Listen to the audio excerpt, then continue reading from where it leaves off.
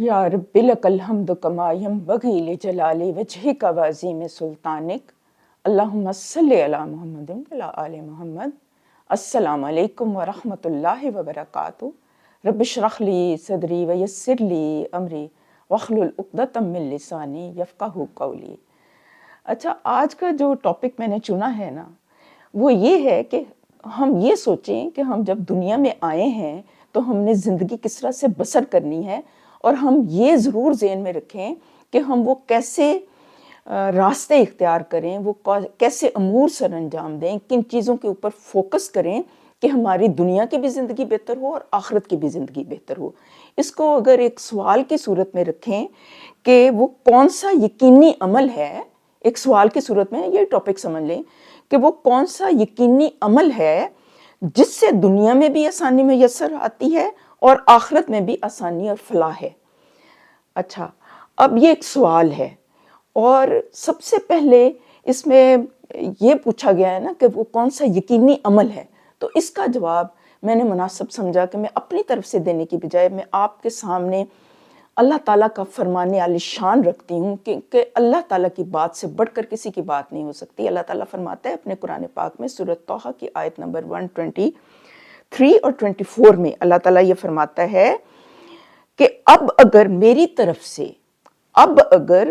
तरफ से तुम्हें कोई हदायत पहुंचे तो जो कोई मेरी इस हदायत की पैरवी करेगा वो ना भटकेगा ना बदबख्ती में मुब्तला होगा, और जो मेरे जिक्र यानी याद से या नसीहत से मुंह मोड़ेगा उसके लिए दुनिया में भी जिंदगी तंग होगी और क़यामत के दिन हम उसे अंधा उठाएंगे। यानी ये वाज़ेह अल्लाह ताला ने कर दिया है कि अगर हम अल्लाह ताला की हिदायत के ऊपर अमल करेंगे तो इंशाअल्लाह ताला क्या होगा कि इंसान भटकेगा भी नहीं और ना ही वो किसी बदबख्ती का शिकार होगा। ये मैंने आसान से लफ्ज़ों में मैंने इसे बयान किया कि इसको थोड़ा सा खोल लेते हैं। और जो जिक्र से एराज करेगा तो उसका फिर क्या होगा कि उसकी ज़िंदगी तंगी की ज़िंदगी होगी। तंगी सिर्फ मालो दौलत की तंगी नहीं होती। कई दफ़ा इंसान समझता है कि तंगी की ज़िंदगी से मुराद ये है कि मतलब उसके पास मालो दौलत नहीं है। तंगी की ज़िंदगी से मुराद बहुत इसका वसी मफ़हूम है।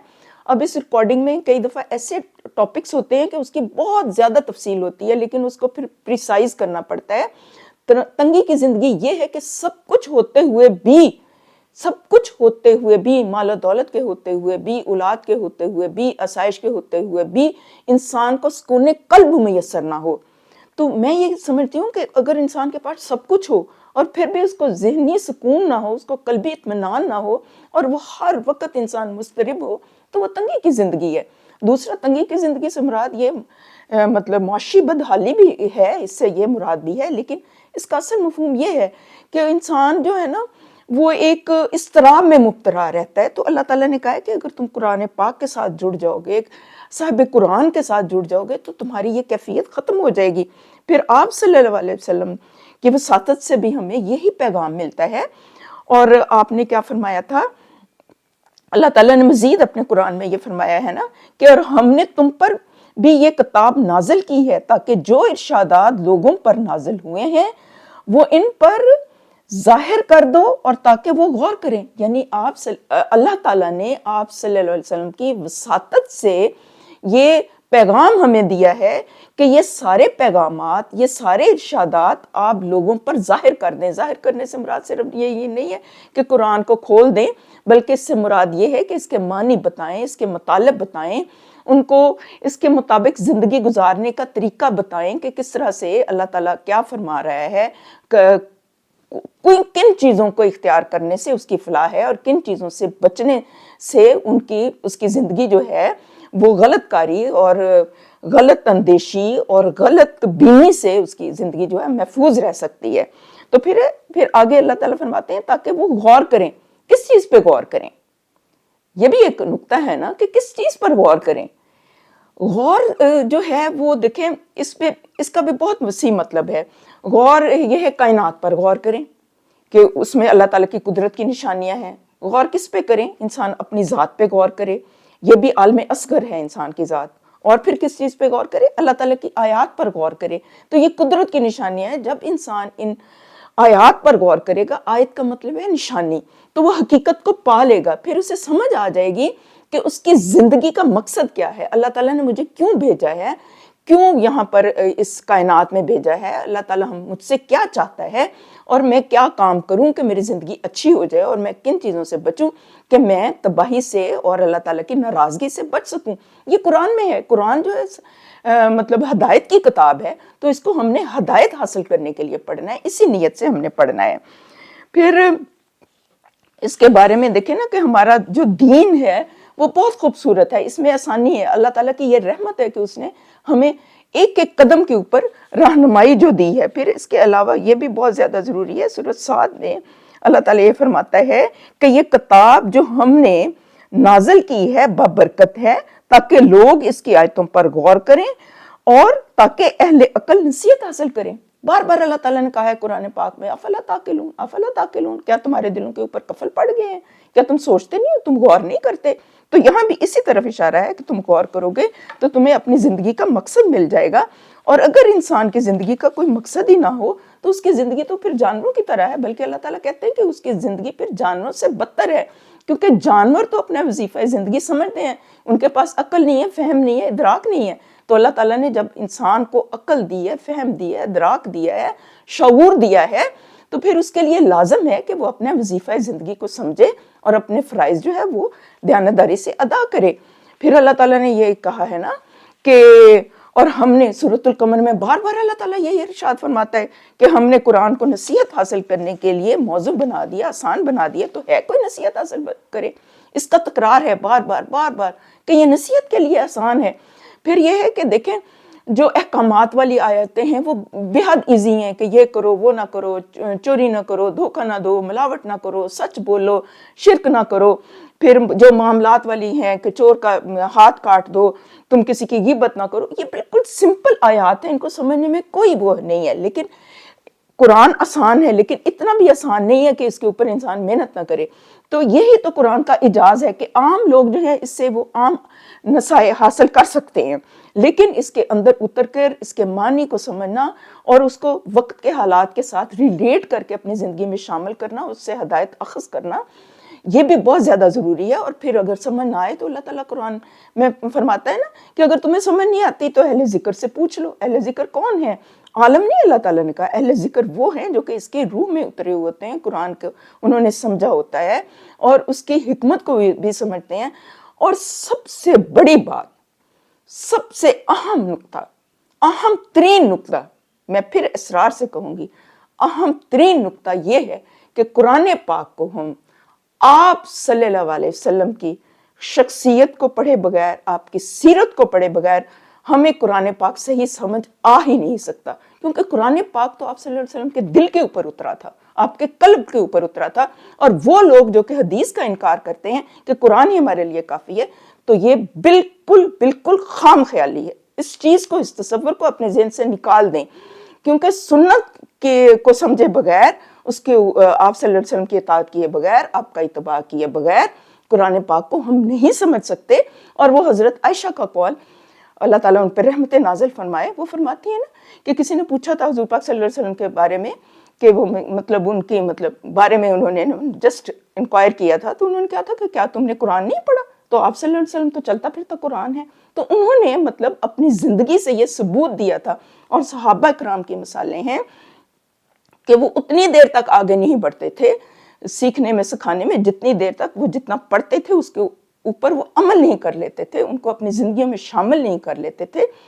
یہ ٹاپک بہت اہم ہے۔ تو اب میں اس کو ذرا پریسائز کر کے میں پوائنٹس کی صورت میں آپ کو تھوڑا سا میں عرض کر دوں گی کہ وہ یہ ہے کہ جب ہم قرآن پاک پڑھیں نا تو ہم اس سے استفادہ کیسے کریں، یہ بھی ہمارے ذہن میں ہونی چاہیے یہ نقطہ۔ تو وہ یہ نقطہ ہے کیونکہ یہ یقینی امر ہے، کیونکہ اس کا ٹاپک یہ ہے نا کہ وہ کون سا یقینی عمل ہے جو انسان کی دنیا بھی سنوار دے اور آخرت بھی اور فلاح بھی ہو۔ تو اس کے لیے پھر یہ ہے کہ اپنی دنیا کو بہتر کرنے کے لیے، اپنی آخرت کو بہتر کرنے کے لیے ہمیں یہ بھی پتہ ہو کہ ہم قرآن سے کیسے استفادہ کریں۔ اس کے لیے پہلا پوائنٹ یہ ہے کہ ہم اپنے دل و دماغ کو غلط قسم کے عقائد سے، غلط قسم کے نظریات سے بالکل پاک صاف کر لیں، پھر صرف اللہ کی رضا کے لیے پڑھیں۔ ہمارے اندر قبولیت ہو، ہمارے اندر ایک لپک ہو، ایک تڑپ ہو، ہم سیکھنا چاہیں، ہم اللہ تعالیٰ کے احکامات جاننا چاہیں۔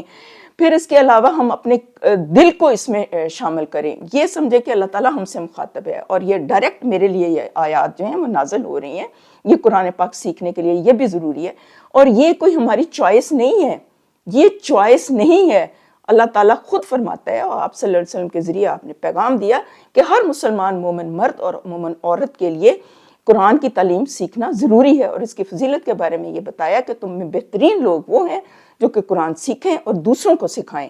تو یہ تو ہمارے سامنے ہے کہ بہترین لوگ وہ ہیں، اور یہ یقینی عمل ہے، یہ یقینی عمل ہے، ہم اس کے آئینے میں ہم اپنا جائزہ لیں۔ اس کے علاوہ دیکھیں کہ قرآن پاک کے بارے میں یہ بھی فرمایا گیا ہے کہ قرآن پاک کے پھر حقوق کیا ہیں، اس کے اوپر ایمان لانا، اس کی تلاوت کرنا، اس کو سمجھنا، اس کو آگے پہنچانا، یہ قرآن پاک کے حقوق ہے۔ تو پھر آپ صلی اللہ علیہ وسلم نے ان لوگوں کے لیے بہت نوید دی ہیں، آپ کی بشارتیں ہیں، آپ نے بہت زیادہ اس بارے میں لوگوں کو بہت زیادہ مطلب خوشخبریاں دی ہیں۔ تو اللہ تعالیٰ اس چیز کی ہمیں توفیق عطا فرمائے۔ ایک میں نے نظم یہاں پہ نکال کے رکھی ہوئی ہے، وہ یہ ہے کہ ہمارے ہاں کیا ہوتا ہے کہ ہم اس کو ثواب کی نیت سے پڑھتے ہیں، ٹھیک ہے نا، تو ثواب تو ٹھیک ہے حاصل ہوتا ہے۔ اب آگے رمضان المبارک کا مہینہ آ رہا ہے، تو اس میں ہم نے کوشش کرنی ہے کہ ہم تلاوت کے ساتھ ساتھ ثواب کی نیت کے ساتھ ساتھ اس کی ایک آیت تو کم از کم روزانہ سمجھ کے پڑھیں، اور یہ قرآن کی فریاد ہے، یہ میں آپ کے سامنے رکھتی ہوں کہ لوگ کس طرح سے ہم لوگوں کا کیا طرز عمل ہے۔ وہ یہ ہے کہ طاقوں میں سجایا جاتا ہوں، طاقوں میں سجایا جاتا ہوں، آنکھوں سے لگایا جاتا ہوں، تعویذ بنایا جاتا ہوں، دھو دھو کے پلایا جاتا ہوں۔ جس طرح طوطا مینا کو کچھ بول سکھائے جاتے ہیں، اس طرح پڑھایا جاتا ہوں، اس طرح سکھایا جاتا ہوں۔ جب قول و قسم لینے کے لیے تکرار کی نوبت آتی ہے، تکرار کی نوبت آتی ہے، تو پھر میری ضرورت پڑتی ہے، ہاتھوں پہ اٹھایا جاتا ہوں، ہاتھوں پہ اٹھایا جاتا ہوں۔ یہ مجھ سے عقیدت کے دعوے قانون پہ راضی غیروں کے، یہ مجھ سے عقیدت کے دعوے قانون پہ راضی غیروں کے، یوں بھی مجھے رسوا کرتے ہیں، ایسے بھی ستایا جاتا ہوں۔ کس بزم میں میرا ذکر نہیں، کس عرس میں میری دھوم نہیں، پھر بھی میں اکیلا رہتا ہوں، مجھ سا بھی کوئی مظلوم نہیں۔ یہ ماہر القادری کی ایک پوئم ہے، تو وہ میں نے آپ کے سامنے رکھی ہے۔ تو ہم نے اس طرز عمل سے اپنے آپ کو بچانا ہے کہ قرآن جو ہے، ہم قرآن کو پکڑ لیں اور اس کے ساتھ ہم پیار کریں، محبت کریں، کیونکہ یہ اللہ کا کلام ہے، کتاب تو ہے ہی، یہ اللہ کا کلام ہے، اللہ تعالیٰ ڈائریکٹ ہم سے مخاطب ہے۔ اور پھر ہم دعائیں کریں کہ یا اللہ ہمیں یہ توفیق عطا فرما کہ ہم اس کے ساتھ جڑ جائیں، کہ اللہ اس کتاب قرآن میں سے میری زبان جو پڑھتی ہے، اس میں مجھے تفکر، تدبر اور اس کی سمجھ عطا فرما، اور اس کے خوف اور عجائبات کی پہچان کروا، اور جب تک میں زندہ رہوں اس کے مطابق عمل کروں۔ بے شک تو ہر چیز پر قدرت رکھنے والا ہے۔ اے میرے رب، میرے علم میں اضافہ فرما، رب زدنی علما، وآخر دعوانا ان الحمد للہ رب العالمین۔ کہنے کو بہت کچھ ہے، لیکن یہ ہے کہ اتنا ہی اس میں سے ہم کچھ پوائنٹس ضرور اخذ کر لیں کہ قرآن کے ساتھ ہم اپنے روابط کو بہت مضبوط کر لیں۔ یہی وہ رسی ہے جو ہمیں ڈائریکٹ اللہ سے ملا دیتی ہے، اور آپ صلی اللہ علیہ وسلم کی سنت کو سامنے رکھتے ہوئے اللہ تعالیٰ مجھے اور ہم سب کو اس صبر کی توفیق عطا فرمائے کہ ہم قرآن فہمی کے اوپر ہم ضرورت، مطلب ہمارا یہ فرض ہے کہ اس کے اوپر ہم ضرور فوکس کریں۔